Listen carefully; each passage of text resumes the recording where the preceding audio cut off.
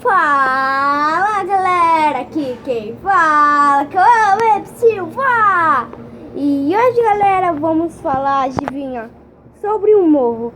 Você sabe aquela chuva e ainda já tá muito escuro. Olha a escuridão que está. Na câmera, na vida real tá mais escuro, mas pra câmera não tá muito. Entendeu? Não dá pra fazer zoom que eu tô, sabe, segurando. Depois eu falo. Vamos falar sobre o morro. As pessoas perderam tudo. Então, ajuda elas também, tá? Também, sei lá, mas ajuda elas, tá bom, galera? Esse é o vídeo de hoje, mas olha o morro ali, olha. Eu sei que você não vai conseguir ver, mas tá bem ali, olha. Deixa eu apontar ali, olha. Deixa eu... Cara, é porque a câmera é um pouquinho diferente. Isso, bem ali. Já mostrei, tá bom, galera? O seguinte, os pobrinhos... Não.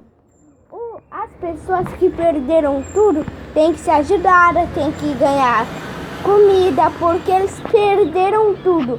Porque vai chover, olha. Pelo jeito vai, só espero que não vai chover de novo. Mas parece que vai, galera. Então melhor vocês ficarem em casa seguro. E também melhor ficar protegido o máximo no morro, né? Porque o morro é o mais perigoso. E choveu muito aquele dia. Eu não mostrei o vídeo daquele dia que tava chovendo na rua. As pessoas se molhavam porque tudo era chuva alta e todo mundo, muitas pessoas morreram, crianças também. Então melhor vocês ajudar as pessoas para manter viva, tá bom? Muito bem, mas é isso, galera. Se você gostou, dá seu joinha, se inscreve no canal, ativa o sininho. Mas também não se esquece de ajudar as pessoas que estão bem ali.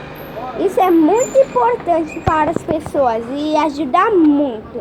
E tchau, galera. Tá ficando por aqui. É muito obrigado, Tchau.